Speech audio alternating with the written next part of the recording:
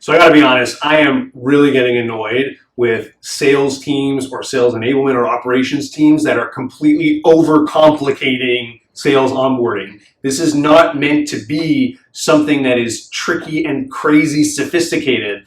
We don't want to be cramming every single thing that a sales rep needs to know over a 2 or 3 week period. That is crazy. You have to ask yourself, are you a stifler or are you an enabler?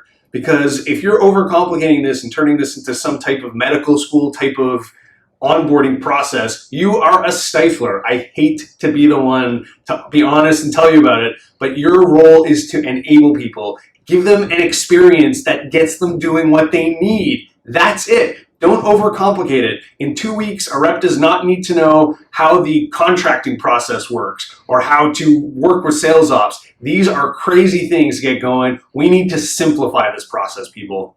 Now, I'm not going to rant here without suggesting that there's a simpler way, because we all know there's definitely easier ways to do this. I'm talking about implementing onboarding programs that your reps are actually going to love. Not that they're going to overwhelm them and start in the first 2-3 weeks questioning if they made a wrong decision coming to work for your company. And let's be honest, there is a honeymoon phase, and reps are judging you not only from that process of getting in the company, of how you hired them, but how you onboard reps is really going to, in their mind, psychologically, whether it be consciously or not, they're making a decision of how long they're staying at your company. So we need these onboarding things to be simple, fun, and effective that actually gets them to produce results faster. They do not need to be subject matter experts from the time they complete this onboarding program. So I have a friend, will remain nameless, who is in sales, just a lifetime salesperson, just wants to be in sales. And one time we were out just catching up over drinks, and I said, tell me about the different onboarding experiences you have, and what would you define as the worst one? And it doesn't matter what the company was, but he said that it took him almost 3 months at this company before he was able to talk to the first customer. He went to a boot camp for a couple weeks, he had to shadow for months, and he had to sit and watch, he had to do so many things before, heaven forbid, he could speak to an actual real person and a customer. And he didn't ramp quickly. And the truth is, he got bored. Salespeople want to speak to people. If you find salespeople in their onboarding are not excited about speaking to people quickly, you gotta ask yourself if you hired the right salesperson.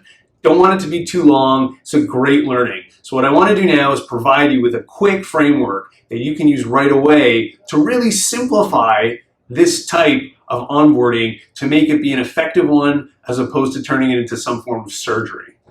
Okay, so we call this the Sales Onboarding Architecture. And this Sales Onboarding Architecture is a pyramid where at the bottom, so the foundation of this pyramid are milestones.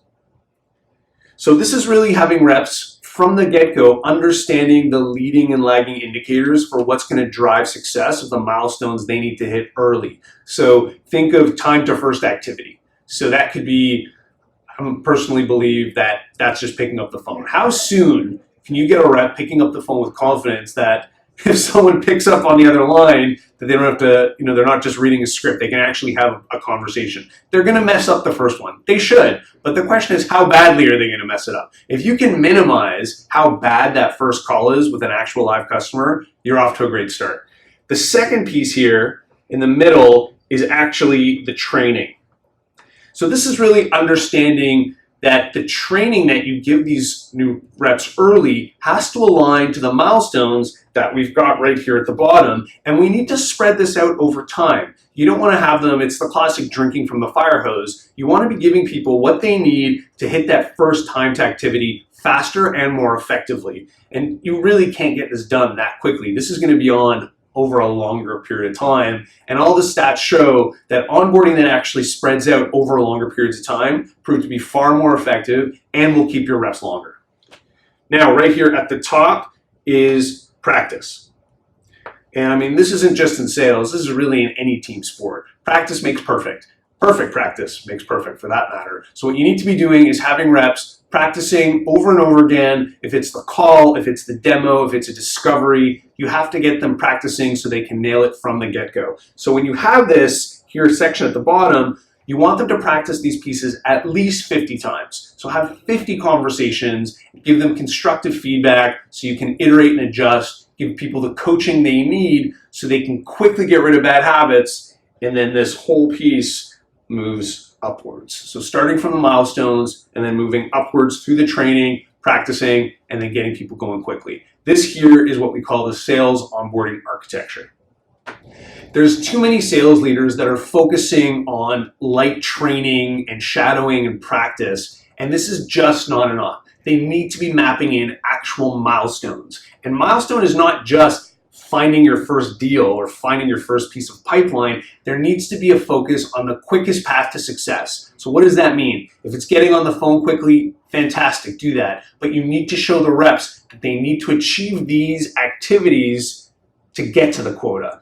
Quota is not enough. You have to do the leading pieces, sending emails, making phone calls, having conversations, whatever they are, whatever applies to your business. Your sales leadership needs to make this crystal clear for your reps to do these things to get to the conversations they need, to get them ramped, to do what they need to do more effectively and faster. So let's review. Sales onboarding does not to be as complicated as doing some type of open heart surgery. Keep it simple, don't overcomplicate it, but make it effective. That is what we need to be doing here. So you don't have to overcomplicate it. As long as you're aligning whatever training you have in place to the outcomes that you want to drive and the milestones that are leading indicators to those outcomes, you'll be in great shape and off to a great start. Hope this was helpful. Feel free to leave some comments if you've got anything to add and subscribe to our YouTube channel. See you next time.